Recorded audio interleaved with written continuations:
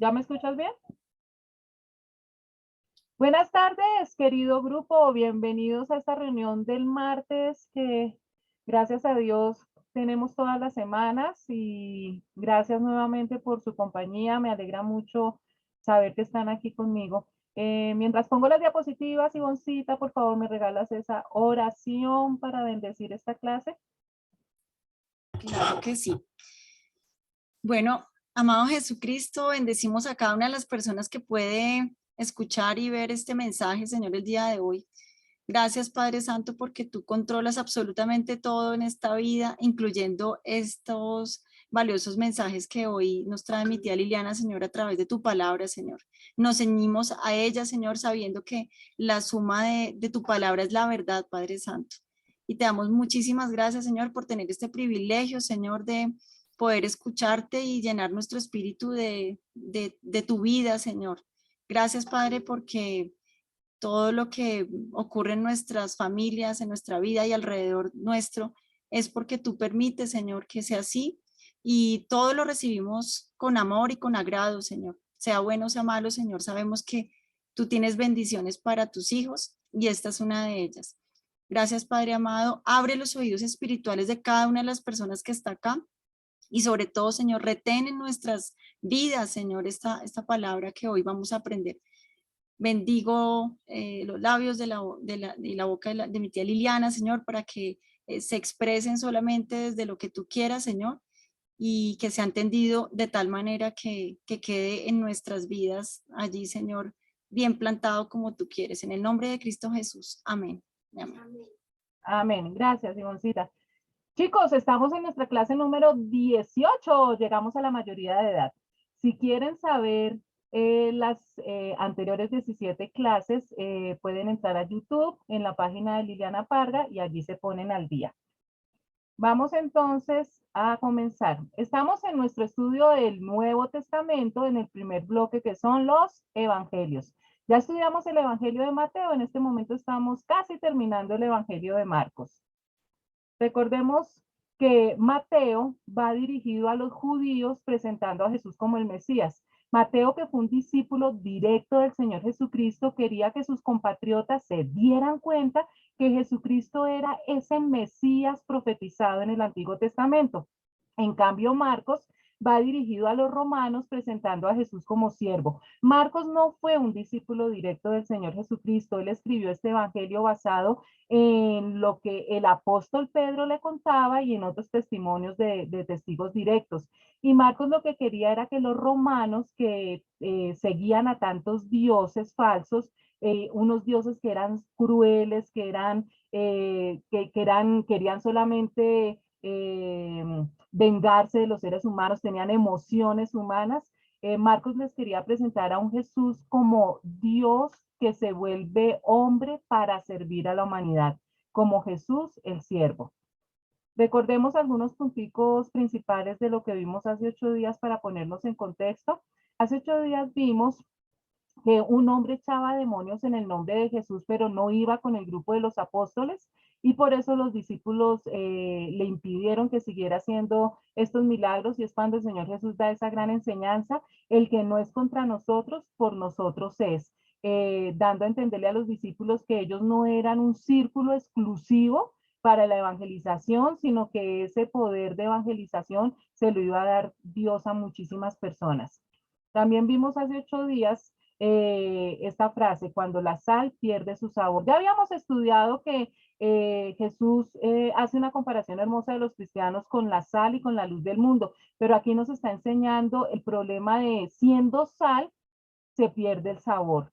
Y es una enseñanza de cuando nosotros siendo cristianos no estamos cumpliendo con esa labor principal que es evangelizar, contarles a otras personas las buenas nuevas de salvación. Y cuando no es así, es como la sal que pierde su sabor y solamente se utiliza para ser pisoteada, como hacen los países donde hay estaciones que para derretir la nieve utilizan la sal que ya no tiene sabor. Que no seamos nosotros ese tipo de sal, sino que cumplamos con la gran comisión. También vimos como un hombre se le acerca a Jesús y le dice, maestro bueno, y el Señor nos enseña que ninguno hay bueno, sino solo uno, Dios. para que nosotros supiéramos que absolutamente todos los seres humanos somos pecadores y necesitamos a Dios en nuestra vida para que a través de él recibamos la salvación. Y le dice a este hombre que si ya ha cumplido con todos los mandamientos, como él ha dicho que solamente le quedaba, que lo siguiera. Pero el hombre se pone muy triste porque dice que era muy rico y decidió no seguir a Jesús, sino quedarse con sus riquezas. Que no te pase a eso a ti también, que por las cosas de este mundo no estés siguiendo al Señor Jesucristo. También hablamos sobre el ciego Bartimeo sentado junto al camino y es una comparación hermosa con Jesucristo, que es el camino, la verdad y la vida, de cómo hay muchas personas que son simpatizantes del Señor Jesucristo, pero realmente no han tomado la decisión de entregar su vida a Él.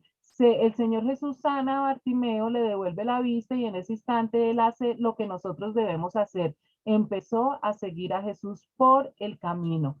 Y hoy voy a enfatizar mucho esto, las personas que son simplemente simpatizantes, que les gusta oír prédicas, hasta les gusta ir a la iglesia, pero realmente no tienen una relación personal e íntima con el Señor Jesucristo. También vimos algo que ya habíamos estudiado en Mateo, la maldición de la higuera sin fruto, porque mire que está todo conectado. Aquella persona que no da fruto, que es estéril y que también va a ser podada, porque nosotros tenemos una misión aquí en la tierra. La primera misión es aceptar a Jesucristo y la segunda, predicar el evangelio. Al otro día Pedro se da cuenta que la higuera que Jesús había maldecido estaba seca y Jesús le empieza a dar una explicación respecto a la fe y nosotros nos preguntamos, pero ¿qué tiene que ver la fe con la higuera? Y simplemente es que Jesús estaba alentando la fe como medio para quitar dificultades y por eso habla de la fe que mueve montañas y hace una relación entre la fe y la oración. Una de las exigencias para las respuestas a la oración es un espíritu perdonador y nosotros aprendimos que el arma más poderosa que nosotros tenemos es la oración, pero que esta arma no se puede poner en práctica si en nuestro corazón hay resentimiento, hay rencor, tenemos falta de perdón, las oraciones no pasan del techo. Cuando oras, Dios oye. Cuando esperas, Dios prepara. Y cuando crees, Dios cumple. Pero hay unos requisitos en esa oración.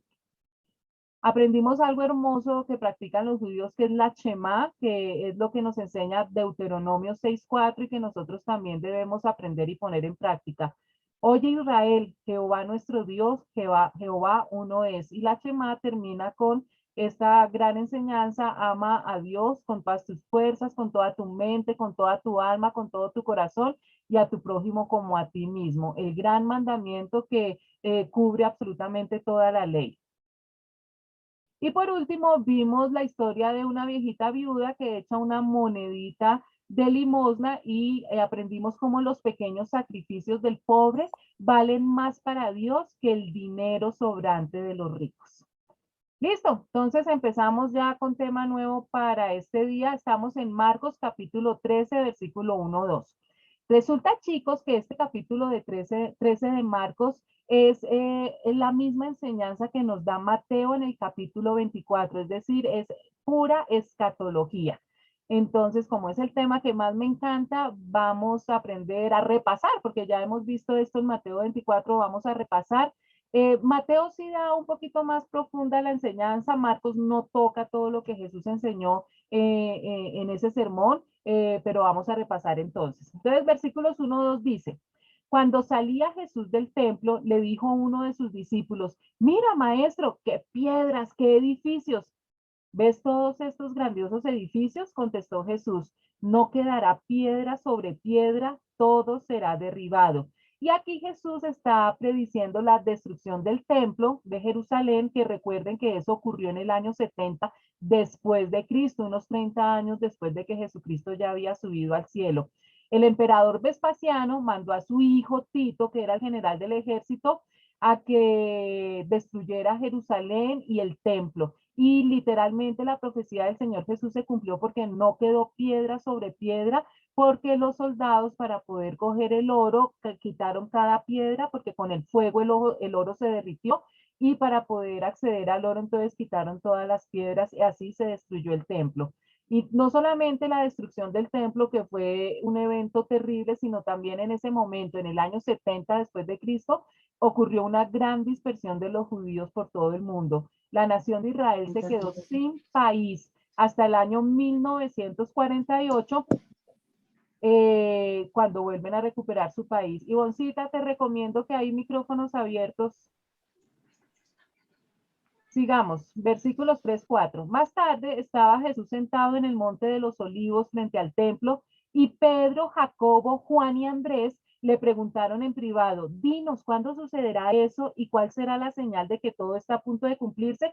Fíjense que aquí Marcos nos da una enseñanza más clara de las personas que estaban con él. Mateo no nos cuenta eso, pero no estaban todos los discípulos cuando Jesús empezó a hablar sobre escatología. Estaban Pedro, Jacobo, Juan y Andrés. Los hermanos Jacobo y Juan y Pedro, que son el círculo íntimo del Señor Jesús, que están en casi todos los eventos importantes, pero aquí está también Andrés. Son estos los discípulos que están con Jesús cuando él hace una explicación más profunda de las profecías que van a suceder. Entonces le preguntan a Jesús, ¿cuándo sucederá eso? Es decir, ¿cuándo será destruido el templo de Jerusalén?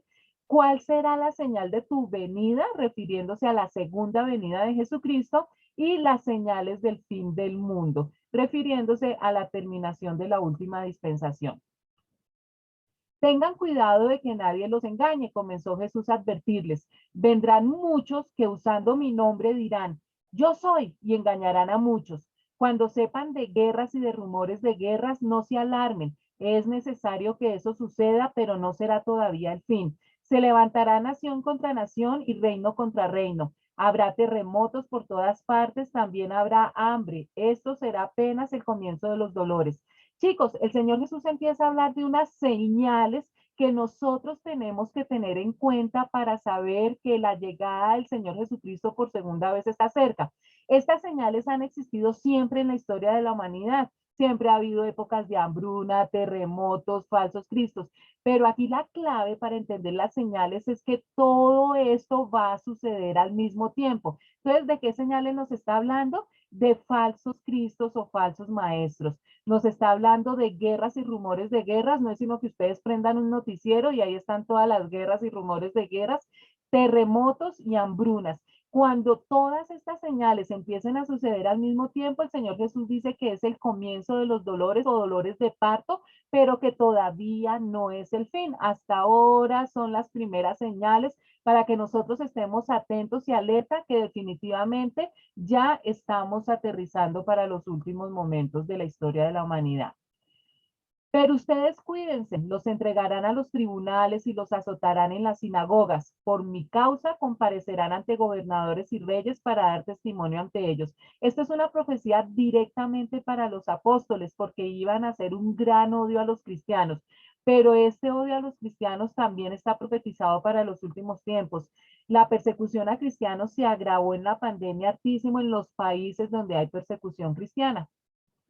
Versículo 10, pero primero tendrá que predicarse el evangelio a todas las naciones, es decir, antes de que empiecen en lleno todas las señales de los últimos tiempos, el Señor Jesús dijo que tenía que predicarse el evangelio a todas las naciones. En época del Señor Jesucristo, para los discípulos eso debió ser una tarea imposible, pues pasaron 2000 años para que pudiera ser posible, gracias a los medios de comunicación y a las redes sociales que tenemos hoy en día. No se imaginan el tiempo de confinamiento, la pandemia, todas las estrategias que salieron para poder evangelizar. El evangelio llegó a más lugares y con mayor cantidad de prédicas y de testimonios que en cualquier otra época. Nosotros, estas clases son un resultado precisamente del confinamiento en la pandemia.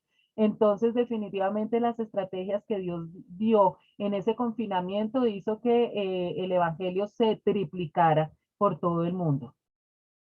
Versículos 11-13. Y cuando los arresten y los sometan a juicio, no se preocupen de antemano por lo que van a decir. Solo declaren lo que se les dé a decir en ese momento, porque no serán ustedes los que hablen, sino el Espíritu Santo. El hermano entregará la muerte al hermano y el padre al hijo. Los hijos se rebelarán contra sus padres y les darán muerte.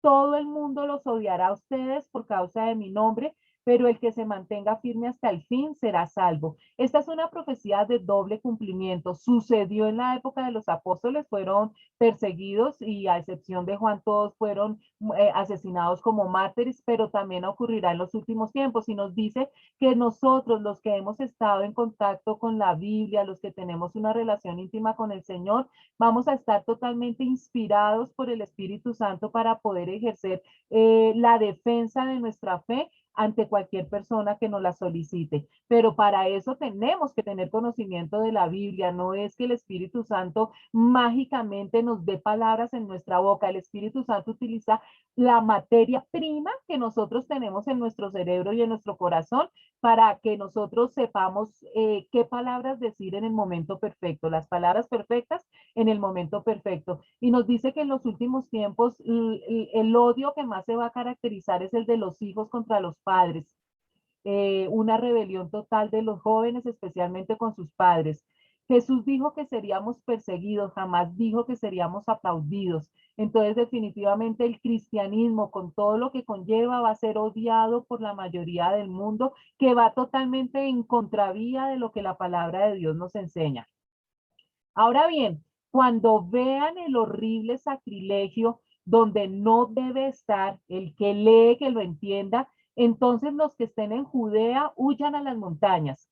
El que esté en la azotea no baje ni entre en casa para llevarse nada, y el que esté en el campo no regrese para buscar su capa. Ay de las que estén embarazadas o amamantando en aquellos días. Oren para que esto no suceda en invierno, porque serán días de tribulación como no la ha habido desde el principio, cuando Dios creó el mundo, ni la habrá jamás. Si el Señor no hubiera acortado esos días, nadie sobreviviría, pero por causa de los que Él ha elegido, los ha acortado. Pongan atención, nosotros los cristianos, los que hemos recibido a Jesucristo como Señor y Salvador y hemos tenido un nuevo nacimiento, ya compramos el boleto de salida del periodo terrible que viene sobre la humanidad que se conoce como la Gran Tribulación.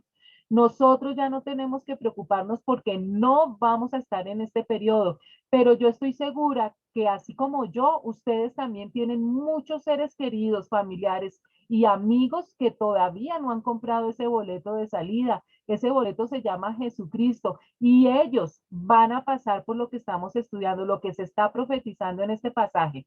¿En qué consiste? Va a llegar un momento en que un hombre conocido como el anticristo va a ser el líder mundial. El anticristo es un ser humano común y corriente que va a tener, va a estar dotado de poderes satánicos y él va a traer soluciones reales a todos los problemas que va a tener la tierra, problemas de hambruna, económicos, de guerras, todos esos problemas a los que la Tierra, el planeta Tierra se está yendo sin pausa y con gran prisa, el anticristo va a traer soluciones. Empezando por va a firmar un pacto de paz por 7 años entre judíos y palestinos. Y eso va a ser una maravilla porque les va a permitir a los judíos construir el tercer templo. Recuerden que los judíos, la construcción arquitectónica más importante de los judíos es el templo porque es el que los relaciona directamente con el Señor Jesucristo. Cuando Moisés sacó a la nación de Israel de ser esclavos en Egipto, Dios le da la orden a Moisés que construya un tabernáculo para que Dios pueda hablar con el pueblo de Israel. Ese tabernáculo que era de carpas se convirtió en un edificio de piedra cuando Salomón, el hijo del rey David, construyó ese hermoso templo, que fue Dios el que dio las medidas, los materiales y cada detalle del templo lo dio directamente Dios. El gran primer templo de Jerusalén construido por Salomón fue destruido por el rey Nabucodonosor de Babilonia. 70 años después, en la época de Esdras y Nehemías, nuevamente se reconstruye ese templo que fue mejorado por la familia de los herodianos. Entonces, cuando Jesús estuvo aquí en la tierra por primera vez, ese segundo templo de Jerusalén era el que existía, pero ese templo fue destruido por el Imperio Romano en el año 70 después de Cristo y desde ese año ellos se quedaron sin templo, lo que significa que se quedaron también sin poder hacer los sacrificios y poder comunicarse con Dios. Gran parte de las reglas de la ley, de las instrucciones de la ley mosaica, se necesita el templo. Entonces ellos no han podido cumplir con la ley porque no hay templo. Este tercer templo se va a construir cuando el anticristo logre firmar un pacto de paz con los palestinos y los judíos van a volver a hacer sacrificios de corderos. Pero nos dice la Biblia que este periodo de la gran tribulación, que es de 7 años, estos 7 años corresponden a una profecía que está en Daniel, que se llama la profecía de las 70 semanas. De esa profecía, 69 semanas ya se cumplieron y falta una semana. Una semana corresponde a 7 años, que es lo que nosotros conocemos como la gran tribulación.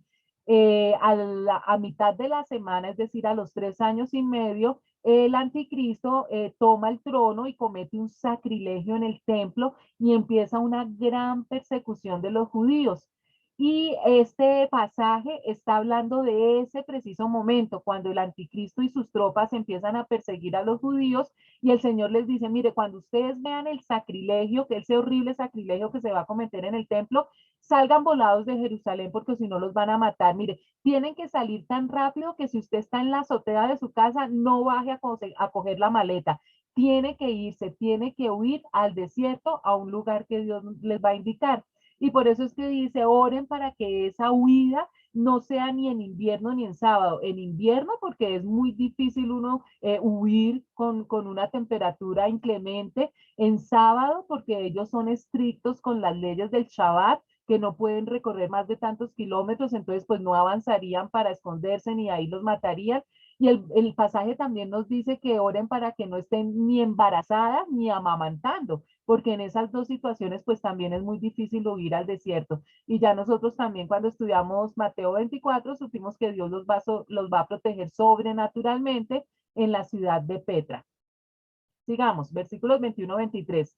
Entonces, si alguien les dice a ustedes, miren, aquí está el Cristo, o miren, allí está, no lo crean, porque surgirán falsos cristos y falsos profetas que harán señales y milagros para engañar, de ser posible, aún a los elegidos. Así que tengan cuidado, los he prevenido de todo. Mire lo que el Señor Jesús dice, mire, tengan cuidado, los he prevenido, les he advertido varias veces. Falsos maestros, falsos profetas, falsos apóstoles, falsos cristos.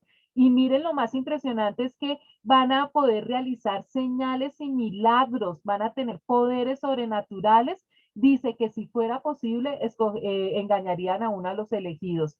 ¿Cuál es la única manera para no ser engañados? Conocer la verdad. Y la verdad solamente se conoce a través del estudio de la Biblia. El que no ha estudiado la Biblia va a ser engañado. Pero en aquellos días, después de esta tribulación, se oscurecerá el sol y no brillará más la luna. Las estrellas caerán del cielo y los cuerpos celestes serán sacudidos. Verán entonces al Hijo del Hombre venir en las nubes con gran poder y gloria, y él enviará a sus ángeles para reunir de los cuatro vientos a los elegidos, desde los confines de la tierra hasta los confines del cielo. Aquí está hablando de las señales que va a haber antes del rapto de la iglesia. El rapto de la iglesia, que es el evento que nosotros estamos esperando los cristianos. Aprendan de la higuera esta lección. Tan pronto como se ponen tiernas sus ramas y brotan sus hojas, ustedes saben que el verano está cerca. Igualmente, cuando vean que suceden estas cosas, sepan que el tiempo está cerca, a las puertas. Les aseguro que no pasará esta generación hasta que todas estas cosas sucedan. El cielo y la tierra pasarán, pero mis palabras jamás pasarán. Israel es la higuera de la Biblia. Y el Señor aquí está diciendo, así como un campesino con solamente mirar el cielo ya sabe si el verano está cerca, ustedes deben estar pilos mirando las señales que yo les envío para saber que la venida del Señor Jesús por segunda vez está cerca. Hay que conocer las señales de los tiempos. Acuérdense que el reloj profético que nosotros debemos estar mirando es la nación de Israel, pero la Biblia nos dan todas las señales para que nosotros no, para que para nosotros la venida del Señor Jesucristo no sea como ladrón en la noche, porque nosotros somos hijos de la luz. Esos versículos es para las personas que no escudriñan las escrituras. Nosotros sabemos las señales. Pero en cuanto al día y la hora, nadie lo sabe. Estamos hablando que sabemos señales, pero en cuanto al día y la hora, nadie lo sabe. Ni siquiera los ángeles en el cielo, ni el Hijo, sino solo el Padre.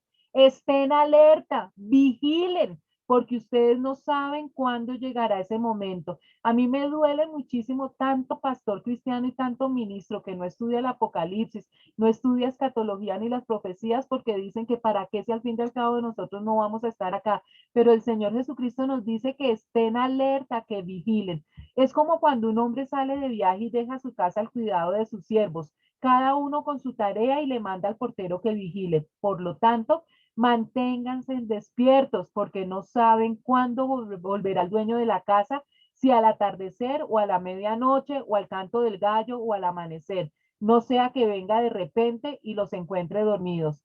Lo que les digo a ustedes, se los digo a todos. Manténganse despiertos. Si las profecías están en la Biblia es para que nosotros estemos atentos a ellos. Y si todas estas señales Jesús las puso es para que nosotros estemos pendientes. Dios ya cumplió con su parte, poner las señales. La parte que nos corresponde a nosotros es aprender a descifrar esas señales correctamente. Entonces, así como en la primera venida el Señor Jesús dio señales en el cielo, porque los magos de Oriente supieron que el Mesías había nacido en Belén porque ellos estaban estudiando las señales, también hay señales para su segunda venida que se están dando en este momento. Recuerden que la segunda venida de Jesús visible, que todo ojo le verá, va a suceder es al final de la gran tribulación. Todas las personas que no se vayan en el rapto y que se queden aquí en la gran tribulación y que han tenido contacto con el estudio de la Biblia, ellos van a saber que en el momento del rapto, a los 7 años va a ocurrir la segunda venida de Jesús. La segunda venida de Jesús no tiene señales porque se sabe exactamente cuándo va a suceder. Pero hay una segunda venida de Jesús que es la invisible, la que nosotros conocemos como el rapto de la iglesia, que es al comienzo de la gran tribulación. Eso es lo que estamos esperando nosotros, que no sabemos ni el día ni la hora, pero sí hay señales de que está cerca este evento. Entonces, no es lo mismo el rapto de la iglesia que ocurre al principio de la gran tribulación, que Jesús viene por la iglesia, no lo confundan, con la segunda venida de Jesucristo, que es al final de la gran tribulación, cuando el Señor Jesucristo viene con la iglesia. Son dos eventos diferentes. En medio de esos dos eventos están los 7 años de la gran tribulación. Listo, entonces pasamos al capítulo 14, versículos 1-2. Faltaban solo 2 días para la Pascua y para la fiesta de los panes sin levadura. Los jefes de los sacerdotes y los maestros de la ley buscaban con artimañas cómo arrestar a Jesús para matarlo. Por eso decían, no durante la fiesta, no sea que se amotine el pueblo.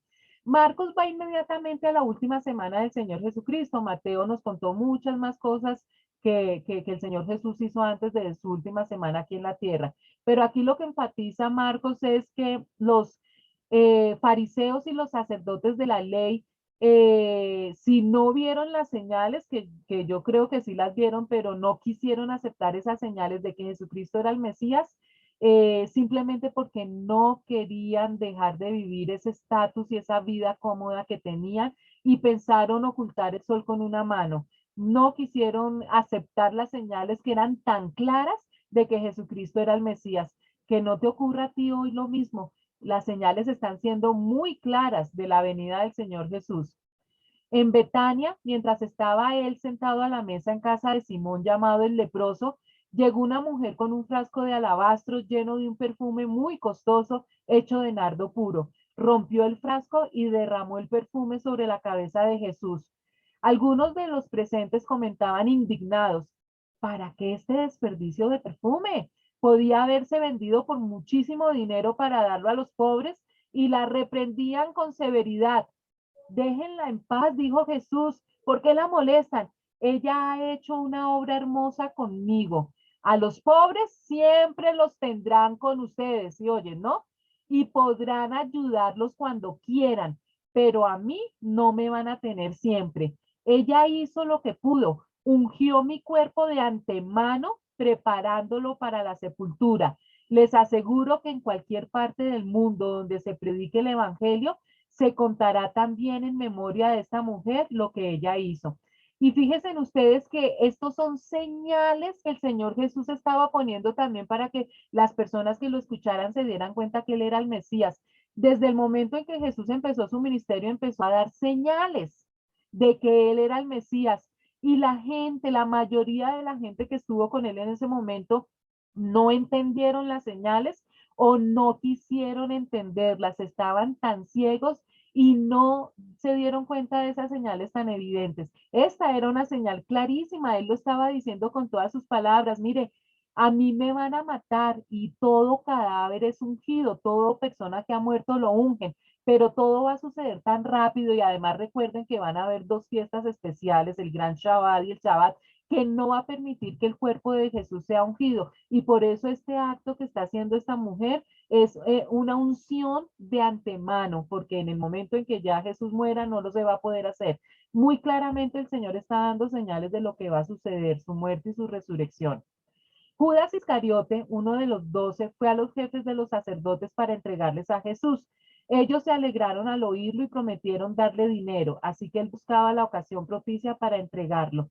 Que no les ocurra a ustedes como Judas, que por preferir la parte material, por preferir las comodidades, estén negando al Señor Jesucristo y no quieran saber nada de la Biblia, no quieran saber nada de los eventos futuros, porque no quieren cambiar ni su manera de ser ni la vida que están llevando en este momento. Muchas personas dicen no creer en Dios, no tanto porque realmente no crean en Dios, porque, sino es porque no quieren cambiar, saben que lo que están haciendo no le agrada a Dios y no quieren cambiar eso, entonces prefieren decir que no creen en Dios.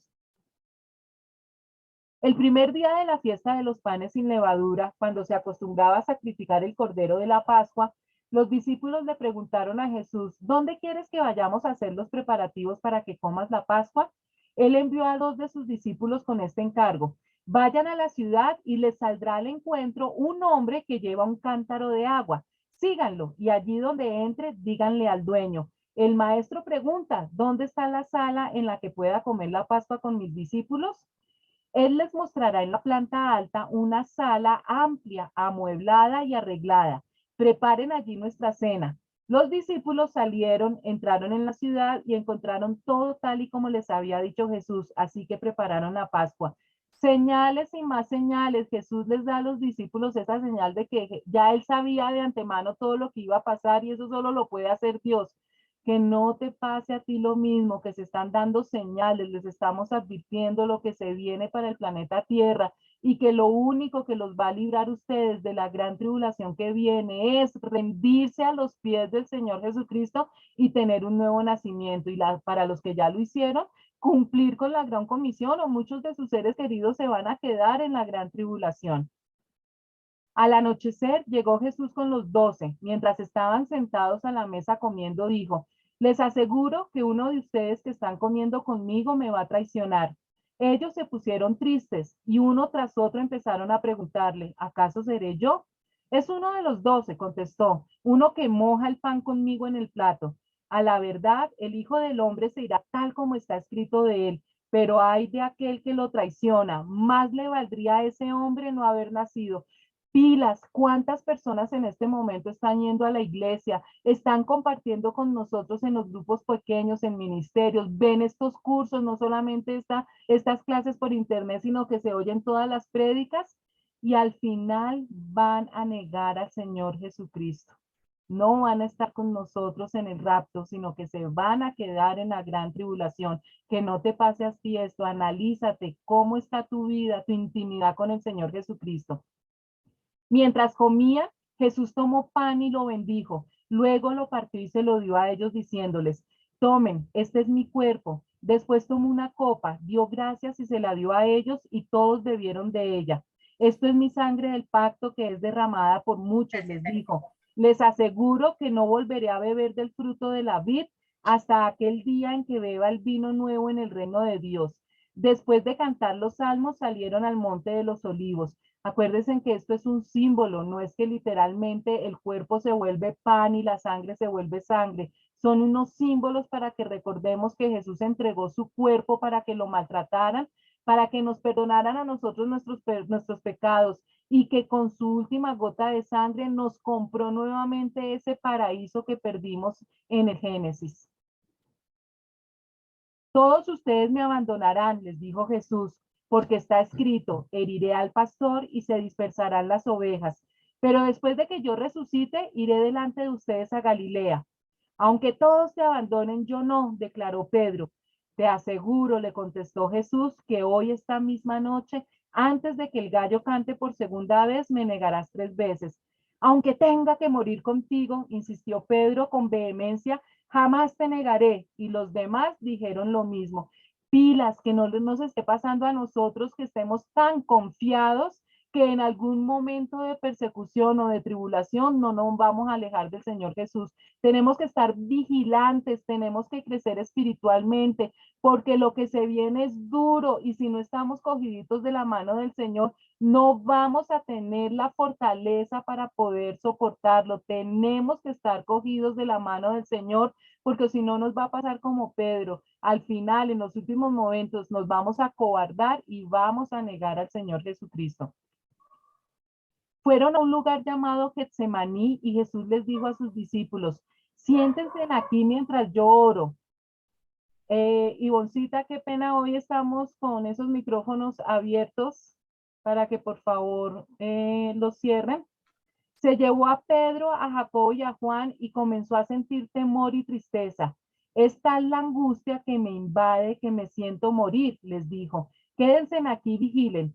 Yendo un poco más allá, se postró en tierra y empezó a orar que de ser posible no tuviera él que pasar por aquella hora. Decía, Abba Padre, todo es posible para ti, no me hagas beber este trago amargo, pero no sea lo que yo quiero, sino lo que quieres tú. Luego volvió a sus discípulos y los encontró dormidos. Simón le dijo a Pedro, ¿estás dormido? ¿No pudiste mantenerte despierto ni una hora? Vigilen y oren para que no caigan en tentación. El espíritu está dispuesto, pero el cuerpo es débil. Esto es uno de los episodios donde vemos al Señor Jesucristo 100% en su humanidad. Sentía una angustia, sentía dolor y sentía miedo de lo que le iba a suceder y necesitó el consuelo que todos debemos buscar cuando estamos pasando estos momentos, ir en oración a los brazos de Papá Dios. Hasta el mismo Jesucristo necesitó ese abrazo de Dios para poder pasar esta hora. Y el Señor Jesús, como todo hombre, le dijo a Dios, por favor, yo sé lo que me va a pasar y tengo miedo de pasar por esto. Es posible que haya otra manera de yo entregarles el paraíso a los humanos, pero lo que todos debemos decir, que se haga tu voluntad. Y esta oración, este momento de intimidad con Dios, es lo que le da fortaleza a la parte humana del Señor Jesucristo para poder enfrentar lo que le viene enseguida. Una vez más se retiró e hizo la misma oración. Cuando volvió, los encontró dormidos otra vez porque se les cerraban los ojos de sueño. No sabían qué decirle. Al volver por tercera vez les dijo, ¿siguen durmiendo y descansando? Se acabó. Ha llegado la hora. Miren, el Hijo del Hombre va a ser entregado en manos de pecadores. Levántense, vámonos. Ahí viene el que me traiciona. Todavía estaba hablando Jesús cuando de repente llegó Judas, uno de los 12. Lo acompañaba una turba armada con espadas y palos, enviada por los jefes de los sacerdotes, los maestros de la ley y los ancianos. El traidor les había dado esta contraseña. Al que yo le dé un beso, ese es, arréstenlo y llévenselo bien asegurado. Tan pronto como llegó, Judas se acercó a Jesús. Rabí, le dijo y lo besó. Entonces los hombres prendieron a Jesús, pero uno de los que estaban ahí desenfundó la espada e hirió al siervo del sumo sacerdote cortándole una oreja. Sabemos que Judas le tocó darle un beso al Señor Jesús porque los soldados no sabían exactamente quién era Jesús. Jesús tenía su físico exactamente igual como cualquier judío de la época y para poderlo distinguir de toda la multitud, esa fue la señal que Judas dio. Fíjense en que Marcos no cuenta, eso lo sabemos por Mateo, que el que desenvainó la espada fue Pedro, que le cortó la oreja a Malco, Mateo sí nos dice los nombres, cortándole la oreja, pero que Jesús se la sanó. Marcos no se detiene en estos detalles. ¿Acaso soy un bandido? Dijo Jesús, para que vayan con espada y con palos a arrestarme. Día tras día estaba con ustedes enseñando en el templo y no me prendieron, pero perdón, pero es preciso que se cumplan las escrituras. Entonces todos lo abandonaron y huyeron. Pongan atención que este pedacito no nos lo cuenta Mateo, dice, versículo 51. Cierto joven que se cubría con solo una sábana iba siguiendo a Jesús. Lo detuvieron, pero él soltó la sábana y escapó desnudo. No se sabe por qué este muchacho de pronto estaba durmiendo y oyó la turba cuando se acercaban a Getsemaní, y él debió imaginarse que iban a arrestar a Jesús y por eso no le dio tiempo de vestirse y simplemente cogió una sábana y fue a donde estaba Jesús, pero en el medio del ajetreo que se llevan a Jesús y quieren arrestar también a los discípulos, él sale corriendo y se va viringo, se va en piloto. Y dicen los entendidos que este muchacho que se va desnudo, que escapa desnudo, es Marcos, que estaba Juan Marcos, que todavía está muy joven, el que escribe este evangelio. Entonces, por eso, pues, este detalle está aquí en su libro. Versículos 53-54. Llevaron a Jesús ante el sumo sacerdote y se reunieron allí todos los jefes de los sacerdotes, los ancianos y los maestros de la ley. Pedro lo siguió de lejos hasta dentro del patio del sumo sacerdote. Allí se sentó con los guardias y se calentaban junto al fuego. Fíjense que Pedro comenzó una escala descendiente espiritual. Cuando el Señor Jesús los invita a que lo acompañen a orar, ellos no oran, sino que se quedan dormidos. Entonces ya esa fuerza espiritual que necesitaban no la consiguieron en oración. Y se nota porque cuando van a arrestar a Jesús, toda la parte carnal de Pedro sale a flote y es coger una espada para matar al siervo del sumo sacerdote. Y aquí se va a hurtadillas, lejos de Jesús, se separa del Señor Jesús y empieza a calentar su físico, su cuerpo, pero a enfriarse espiritualmente. Los jefes de los sacerdotes y el consejo en pleno buscaban alguna prueba contra Jesús para poder condenarlo a muerte, pero no la encontraban. Muchos testificaban falsamente contra él, pero sus declaraciones no coincidían. Entonces, unos decidieron dar este falso testimonio contra él. Nosotros le oímos decir, destruiré este templo hecho por hombres y en 3 días construiré otro, no hecho por hombres. Pero ni aún así concordaban sus declaraciones. Poniéndose de pie en el medio, el sumo sacerdote interrogó a Jesús. ¿No tienes nada que contestar? ¿Qué significan estas denuncias en tu contra? Pero Jesús se quedó callado y no contestó nada. ¿Eres el Cristo, el Hijo del Bendito? Le preguntó de nuevo el sumo sacerdote. Sí, yo soy, dijo Jesús. Y ustedes verán al Hijo del Hombre sentado a la derecha del Todopoderoso y viniendo en las nubes del cielo. ¿Para qué necesitamos más testigos? Dijo el sumo sacerdote rasgándose las vestiduras. Ustedes han oído la blasfemia. ¿Qué les parece? Todos ellos lo condenaron como digno de muerte. Algunos comenzaron a escupirle, le vendaron los ojos y le daban puñetazos. Profetiza, le gritaban. Los guardias también le daban bofetadas. Y aquí empieza el Señor Jesús su calvario. Empieza una serie de reuniones en donde cada grupo que se encuentra con él lo maltratan, lo golpean, empiezan a darle golpes e insultarlo física y verbalmente. Entonces ya empieza el sufrimiento del Señor Jesús inmediatamente. Mientras Pedro estaba abajo en el patio, pasó una de las criadas del sumo sacerdote. Cuando vio a Pedro calentándose, se fijó en él. Tú también estabas con ese nazareno, con Jesús, le dijo ella, pero él lo negó. No lo conozco, ni siquiera sé de qué estás hablando. Y salió afuera a la entrada. Cuando la criada lo vio allí, les dijo de nuevo a los presentes, este es uno de ellos. Él lo volvió a negar. Poco después, los que estaban allí le dijeron a Pedro, seguro que tú eres uno de ellos, pues eres Galileo. Los galileos son como los costeños, tienen un acento fácil de distinguir. Él comenzó a echarles maldiciones, a decir groserías. No conozco a ese hombre del que hablan, les juro.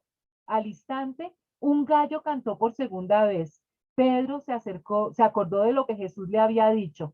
Antes de que el gallo cante por segunda vez, me negarás 3 veces. Y se echó a llorar. Fíjense que Pedro, por ese descenso espiritual que tuvo, le tuvo temor a una simple criada, una criada que por 2 veces lo acusó y él se acobardó totalmente y empezó a negar al Señor Jesús. Cuando ya todos, que todos son criados, de estrato 1, se acercan a él para acusarlo, él no se defiende o no les dice a ustedes que les interesa lo que yo soy, sino que se acobarda totalmente y niega a Jesús, no solamente diciendo no lo conozco, sino profiriendo groserías, maldiciones. Y en ese momento, acuérdense que el canto del gallo se refiere realmente al cambio de la guardia romana. Entonces, cuando hay un cambio de la guardia romana, suena el clarín 2 veces y al sonar el clarín 2 veces se hace el cambio de guardia. A eso se refiere el segundo canto del gallo, al sonar del clarín, que es el aviso de que la guardia va a cambiar. Y Mateo lo dice más dramáticamente, me gusta más como lo dice Mateo Marcos, porque Mateo dice que Pedro salió corriendo y lloró amargamente. Marcos lo dice más sencillo. Y Pedro lloró amargamente porque se dio cuenta de que todo lo que había dicho Jesús había sido cierto. Tan pronto como amaneció, los jefes de los sacerdotes con los ancianos, los maestros de la ley y el consejo en pleno llegaron a una decisión. Ataron a Jesús, se lo llevaron y se lo entregaron a Pilato. ¿Eres tú el rey de los judíos?, le preguntó Pilato. Tú mismo lo dices, respondió. Los jefes de los sacerdotes se pusieron a acusarlo de muchas cosas. ¿No vas a contestar?, le preguntó de nuevo Pilato. Mira de cuántas cosas te están acusando. Pero Jesús ni aún con eso contestó nada. De modo que Pilato se quedó asombrado. Lo único que Jesús le contestó a Pilato es que él era el Hijo de Dios. Pero Pilato no quería condenarlo, pero los sacerdotes insistían que él estaba cometiendo blasfemias y herejías contra los judíos. Y cuando Pilato nuevamente trata de que Jesús se defienda, no logra que él ya musite palabra y por miedo a una rebelión de los judíos y que a él lo regañaran desde Roma, es que decide entregarle a Jesús cuando se acuerda que hay otro preso que de pronto puede intercambiar por Jesús. Ahora bien, durante la fiesta, él acostumbraba a soltarles un preso, el que la gente pidiera, y resulta que un hombre llamado Barrabás estaba encarcelado con los rebeldes condenados por haber cometido homicidio en una insurrección. Subió la multitud y le pidió a Pilato que le concediera lo que acostumbraba. ¿Quieren que le suelte el rey de los judíos?, replicó Pilato, porque se daba cuenta de que los jefes de los sacerdotes habían entregado a Jesús por envidia. Pero los jefes de los sacerdotes incitaron a la multitud para que Pilato le soltara más bien a Barrabás. ¿Y qué voy a hacer con el que ustedes llaman el rey de los judíos?, les preguntó Pilato. Crucifícalo, gritaron.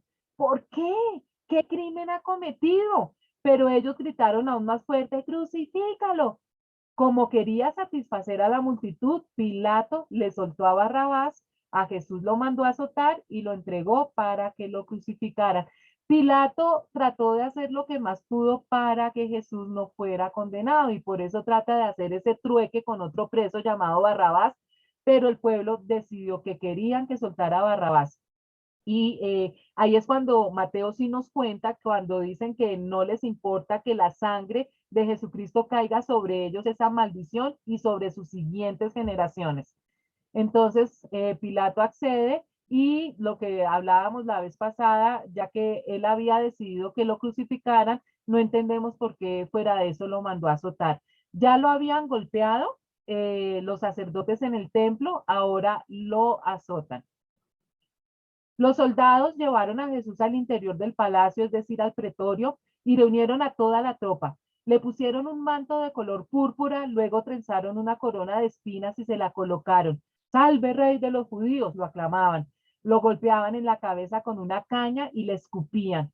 Doblando la rodilla le rendían homenaje. Después de burlarse de él, le quitaron el manto y le pusieron su propia ropa. Por fin lo sacaron para crucificarlo.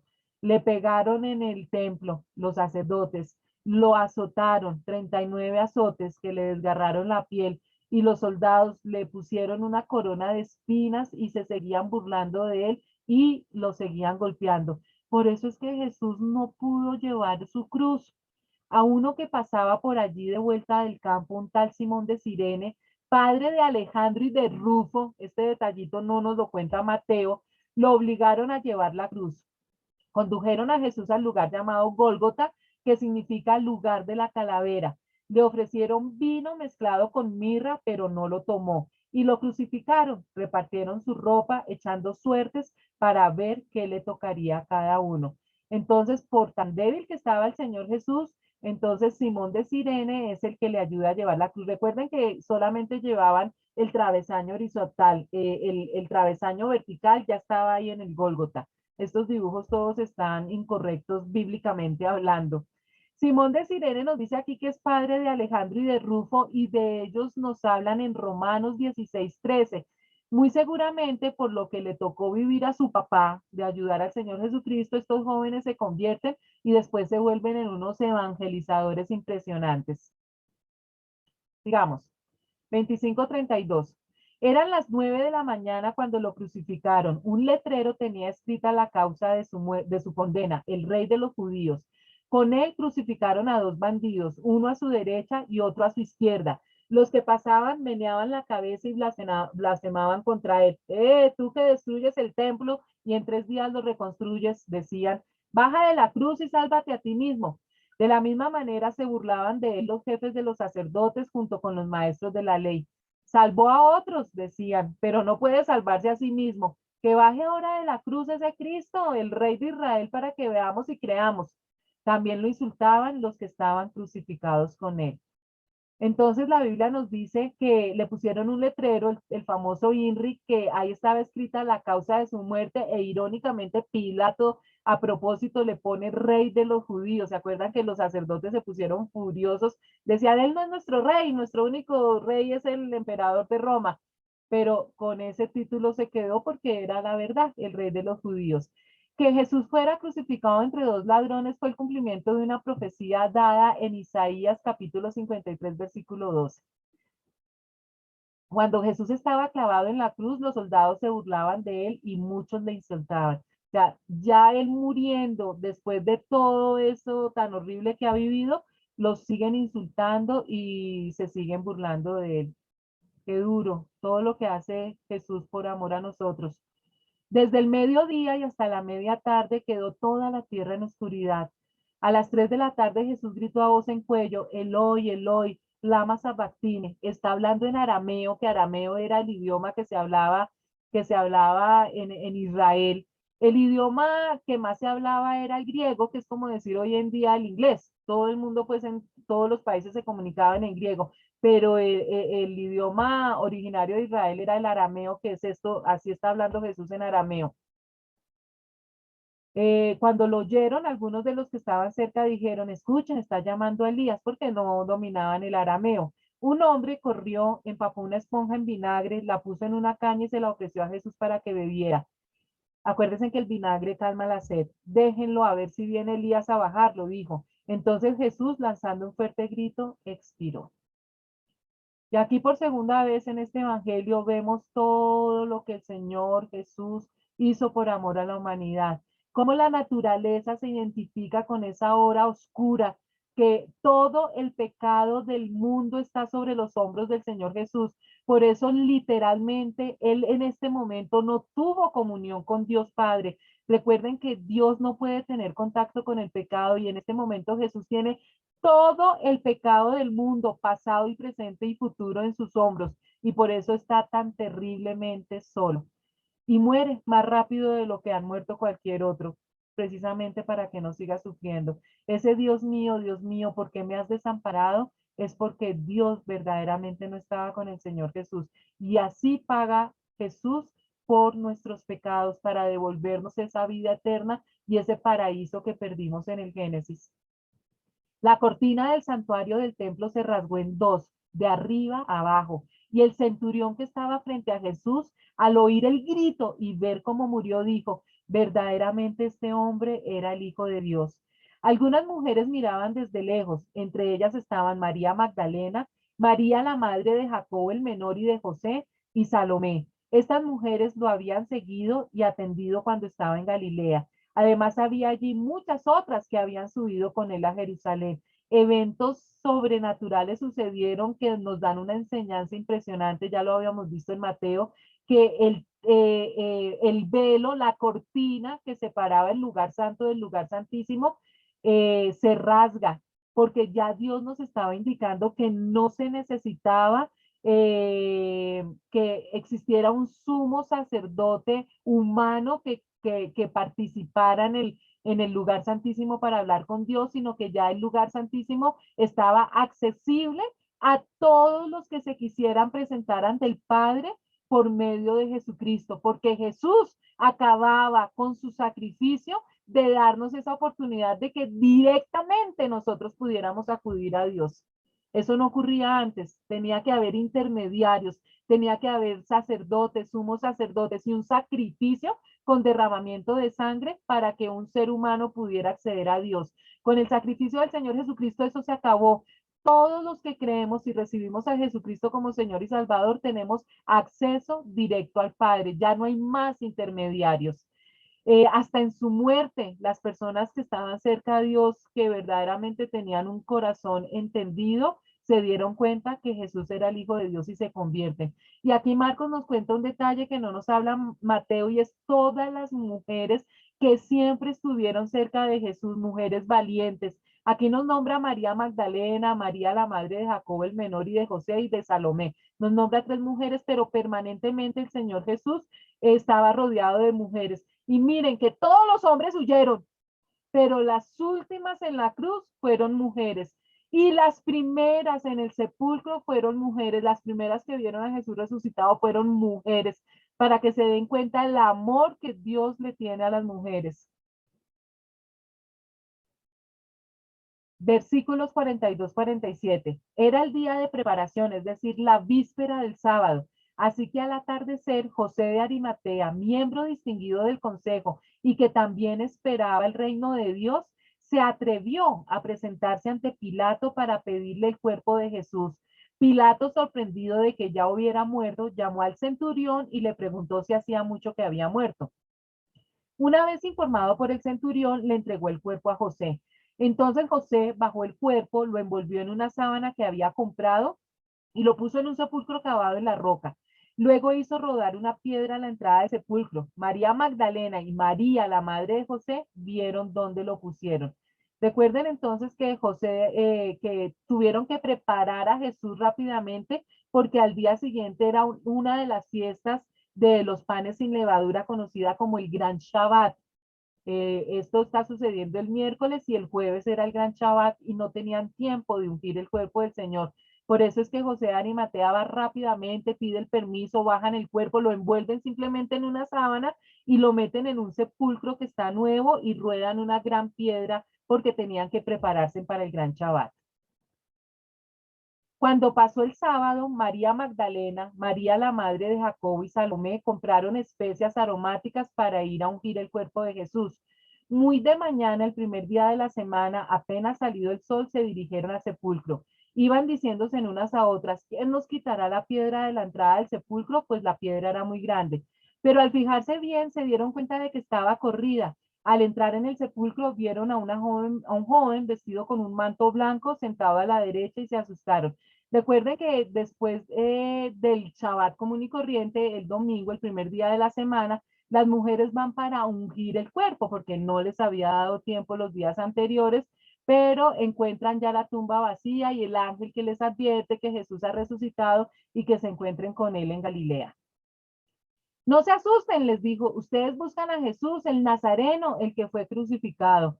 Ha resucitado, no está aquí. Miren el lugar donde lo pusieron, pero vayan a decirles a los discípulos y a Pedro, él va delante de ustedes a Galilea, allí lo verán tal como les dijo. El ángel le enfatiza que busquen a Pedro, porque recuerden que la última vez que nos encontramos con Pedro, Pedro está súper avergonzado porque negó a Jesús. Entonces, mira estos detalles tan lindos del Señor Jesús. Vaya, díganle a Pedro también que él vaya a buscarme.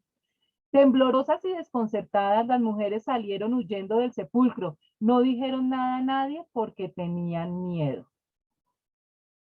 Cuando Jesús resucitó en la madrugada del primer día de la semana, se apareció primero a María Magdalena, de la que había expulsado 7 demonios. Ella fue y avisó a los que habían estado con él, que estaban lamentándose y llorando, pero ellos, al oír que Jesús estaba vivo y que ella lo había visto, no le creyeron. Aquí Marcos nos cuenta un detalle que Mateo no nos habla. Primero que todo, recuerden ustedes que los días judíos se miden diferentes al de nosotros. El sábado comienza el viernes a las 6 de la tarde y termina el sábado a las 6 de la tarde. Y el domingo comienza el sábado y termina el domingo. Son diferentes a como nosotros lo manejamos. Y aquí nos hablan de una mujer que no, Mateo no nos contaba. Nosotros vimos siempre que Jesús resucitado se le apareció al grupo de mujeres, ¿recuerda? Pues aquí nos enteramos que antes de que Jesús se le apareciera al grupo de mujeres, Jesús ya se le había aparecido resucitado a una sola mujer llamada María Magdalena. Y aquí hay un detalle muy importante porque muchas personas piensan que María Magdalena era una prostituta y nada que ver. María Magdalena no era prostituta. En ninguna parte de la Biblia nos dice que María Magdalena era una prostituta. Ella nació en una región llamada Magdala, en Galilea, y por eso se le conocía como María Magdalena, María de Magdala. Lo que nos dice la Biblia es que Jesús cuando la conoció, ella era una familia prominente en Magdala, el papá era comerciante muy conocido y muy rico en Magdala. Y cuando Jesús fue por primera vez, se encontró con esta familia y dice que sacó de María Magdalena 7 demonios. Lo que hizo Jesús fue liberar a María Magdalena como había liberado a tantos endemoniados. A María también la liberó de demonios, pero jamás que María Magdalena era prostituta. Entonces ese es un error teológico que lo incurren en él en muchas películas, en muchas narraciones, para que ustedes ya lo tengan claro. Listo, María Magdalena no era prostituta. Y ella estuvo siempre muy agradecida con el Señor Jesucristo por haberla liberado y en ningún momento tuvo una relación más allá de sierva del Señor Jesucristo, como todas las calumnias, las herejías y las blasfemias que se han inventado. El Señor Jesucristo no venía aquí a formar un hogar. Esa no era su misión. Si él hubiera querido, hubiera formado un hogar, un matrimonio, porque el matrimonio es una institución inventada por Dios y es hermosa y es santa, pero él venía a algo muchísimo más importante, a dar su vida para que nosotros tuviéramos vida eterna y recuperáramos el paraíso. Entonces él vino a una misión muy concreta, por eso él no tenía tiempo de ponerse a formar un hogar. Entonces todas esas blasfemias y esas herejías son totalmente antibíblicas. Y María Magdalena fue una mujer fiel, como la mayoría de las mujeres que en todo momento siguieron al Señor Jesucristo, y fíjense en ustedes que jamás huyeron, más fieles que los hombres. Después se apareció Jesús en otra forma a 2 de ellos que iban del camino. Acá en Marcos, Mateo no lo nombra, Marcos nos lo dice por encimita, pero después vamos a saber mejor la historia en Lucas y en Juan de los hombres camino de Maús. Estos volvieron y avisaron a los demás, pero no les creyeron a ellos tampoco. Recuerdan que en un principio, a propósito, Jesús les vela los ojos para que no lo reconozcan inmediatamente, y es al final que ellos se dan cuenta que es Jesús resucitado, pero esto no nos lo cuenta Marcos. Después esta historia la vemos completa. Por último, se apareció Jesús a los 11 mientras comían. Los reprendió por su falta de fe y por su obstinación en no creerles a los que lo habían visto resucitado. ¿Se acuerdan que mínimo unas 7 veces Jesús les advirtió lo que les iba a pasar y sin embargo cuando las mujeres les contaron que Jesús ya no estaba, ellos no dijeron, ay, Jesús resucitó como nos lo advirtió 7 veces, sino que no les creyeron? Y Jesús los regaña aquí, que es esa falta de discernimiento y que es esa incredulidad y que es esa dureza de corazón y que es esa falta de inteligencia que con todas las señales no creyeron. Y eso le pasa hoy en día a muchísimas personas que siguen teniendo esos corazones duros. Les dijo, vayan por todo el mundo y anuncien las buenas nuevas a toda criatura. El que crea y sea bautizado será salvo, pero el que no crea será condenado. Y aquí está la clave de todo. El que crea será salvo. El que no crea será condenado. Hay un solo camino que nos lleva al cielo, un solo intermediario, un boleto de salida de la gran tribulación y se llama creer en Jesucristo. El que no crea en Jesucristo va a ser condenado. Es así de simple la fórmula. Estas señales acompañarán a los que crean. En mi nombre expulsarán demonios, hablarán en nuevas lenguas, tomarán en sus manos serpientes y cuando beban algo venenoso no les hará daño alguno. Pondrán las manos sobre los enfermos y estos recobrarán la salud. Entonces aquí dan una serie de señales que no son las únicas ni son para todas las personas. Eso no quiere decir que nosotros debamos tentar a Dios y como somos cristianos, entonces me voy a hacer picar de una serpiente como hay iglesias, y saben ustedes que hay iglesias que ponen en el altar serpientes y las personas pasan al altar para dejarse picar de las serpientes, que porque como acá en el Evangelio de Marcos dice que si nos pican las... No, no se trata de eso. Esto es, mire, estas señales están dispuestas principalmente para la era apostólica, para cuando la iglesia estaba iniciando, porque en ese momento no existía la Biblia completa en forma escrita y se necesitaba todavía señales impresionantes cuando se estaba evangelizando. Hoy en día no necesitamos ese tipo de señales porque nosotros ya tenemos la Biblia completa y el Espíritu Santo habita en nosotros. Por eso ya no necesitamos eso, que pueden ocurrir, sí, porque Dios es todopoderoso y puede darle también ese poder a cualquier persona, pero nosotros con la Biblia completa y con el Espíritu Santo ya no necesitamos de ese tipo de señales. Después de hablar con ellos, el Señor Jesús fue llevado al cielo, su ascensión al cielo, y se sentó a la derecha de Dios. Los discípulos salieron y predicaron por todas partes, y el Señor los ayudaba en la obra y confirmaba su palabra con las señales que la acompañaban. Entonces es hermoso después de ese episodio tan duro, esos 2 días de tanto sufrimiento, el Señor con su sufrimiento, con su sangre, con su dolor, nos devuelve a nosotros la vida eterna y nos manda a que le contemos a las demás personas que ya el precio se pagó, que ya tenemos derecho. Y chicos, terminamos el Evangelio de Marcos. Yo tomo agüita. Felicitaciones.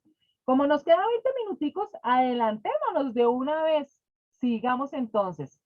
Entonces, vamos para el Evangelio de Lucas, el tercer Evangelio. Lucas, el nombre Lucas, que es de origen latino, significa aquel que resplandece. Aquel que resplandece. El autor del Evangelio es el mismo Lucas. El Evangelio de Lucas tiene 24 capítulos y la fecha en que se escribió más o menos entre los años 61 y 62 después de Cristo. Entonces estamos todavía antes de la destrucción del templo y de la diáspora judía. Ya estaba el Evangelio de Lucas. Recuerden que los eruditos piensan que el primer evangelio que se escribió fue el que acabamos de estudiar, el Evangelio de Marcos. Hablemos un poquito entonces, como hemos venido haciendo. Lucas, este evangelio va dirigido a lectores griegos, presentando a Jesús como hombre.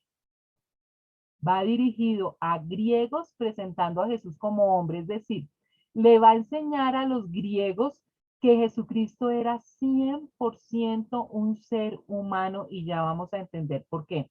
Recuerden que uno de los títulos que el Señor Jesús más utilizó cuando se refería a sí mismo era Hijo del Hombre, para que nosotros supiéramos que Él, aunque era Dios, le tocó convertirse 100% en un ser humano para poder cumplir con la misión de morir por los pecados, porque la sentencia era que el hombre tenía que derramar su sangre para el perdón de sus pecados. Entonces Dios tenía que hacerse 100% hombre.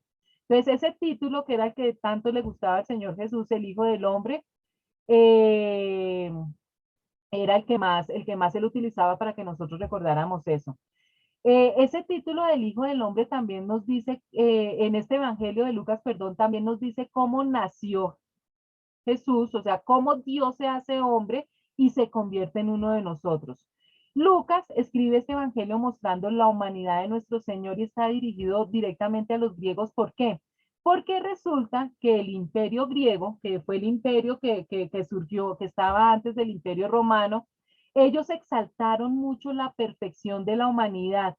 Ellos le dieron mucha importancia al cuerpo, recuerdan todos esos filósofos griegos y las olimpiadas, por ejemplo, y cómo admiraban el cuerpo humano. En el arte era lo que más ellos ellos en las pinturas, en las esculturas, lo que más resaltaban era el cuerpo humano porque le daban mucha importancia al ser humano. Entonces, el ideal de los griegos era la perfección de la humanidad. Y es precisamente esto lo que revela el Evangelio según Lucas. Aunque ya estamos en el Imperio Romano es el que está mandando en el momento. Acuérdense que la influencia griega fue monumental, tanto que todavía se hablaba el idioma griego y la influencia del Imperio griego pues hasta nuestros días todavía dura.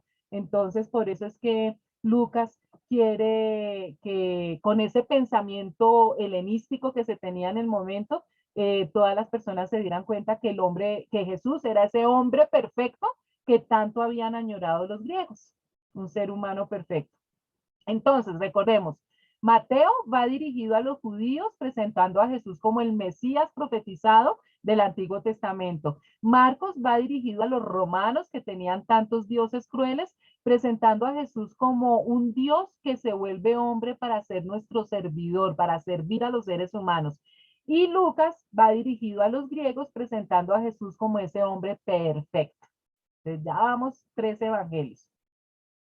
¿Quién era Lucas? Lucas también es conocido como el médico amado. Entonces ya saben ustedes que Lucas era de profesión médico. El Evangelio de Lucas es el primero de 2 libros que escribió Lucas. El segundo libro es el llamado Hechos de los Apóstoles. Entonces Lucas escribe 2 libros que son como 2 tomos. El primer tomo es el Evangelio, que lleva su nombre, y el segundo tomo es el libro de los Hechos. Lucas, por ser médico, era una persona muy culta, preparada, con una profesión súper importante y muy posiblemente educado en la Universidad de Tarso, que era la mejor universidad de la época. Pero no solamente era médico, fue escritor, escribía supremamente bien y también sabía pintar bien, fue pintor y viajero. Estuvo recorriendo todo Israel y por fuera de Israel. Son escasos los datos que se conocen acerca de Lucas. Lo primero, lo que la tradición cuenta, es que era oriundo de Antioquía, de Siria, es decir, que Lucas, como ya lo habíamos visto anteriormente, de los 66 libros de la Biblia y de los más de 40 autores de la Biblia, es el único que no era judío. Parece que nació en la ciudad de Filipos, o dicen algunos otros, pero mejor dicho, no era judío, parece que era de la zona de Macedonia. Los pasajes donde habla en primera persona se refieren precisamente a acontecimientos de estos lugares, de Antioquía y de Filipos. Por eso se piensa que es de alguno de estos sitios, porque eran muy conocidos para Lucas, más que los restantes sitios. Las primeras referencias a Lucas están contenidas en las epístolas de Pablo, es decir, que nosotros conocemos la vida de Lucas es por lo que Pablo nos cuenta, en las que se le cita como colaborador y como querido médico. Lucas en alguna oportunidad conoció al apóstol Pablo y como Pablo tenía una enfermedad en los ojos, se volvió su médico personal y empezó a acompañarlo. En el libro de los Hechos de los Apóstoles, Lucas habla de sí mismo usando siempre el plural de nosotros, como que siempre estaba con Pablo. Entonces, nosotros hicimos tal cosa, siempre narra todos los sucesos con el nombre de nosotros.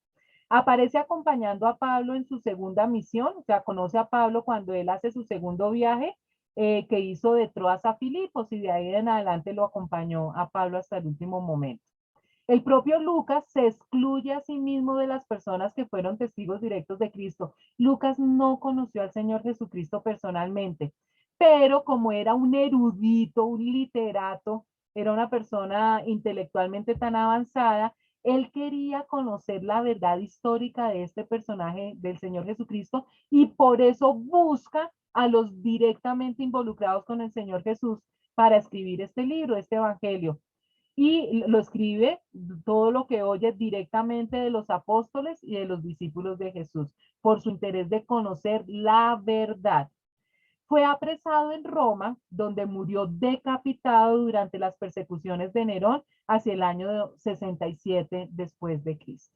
Entonces, él también muere como mártir. Entonces, chicos, solamente vamos a ver la biografía de Lucas. Y para no dejar mucho el tema, yo creo que vamos a dejar aquí y Dios mediante, dentro de 8 días, entonces entramos de lleno con el libro de Lucas, que también lo vamos a ver muy rápidamente porque ya por tercera vez muchas de las historias ya las hemos visto en Mateo y las hemos visto en Marcos. Lucas me encanta porque es súper práctico como cuenta la historia. Entonces, de hoy en 8, Dios mediante, entonces nos encontramos nuevamente. Que Dios los bendiga.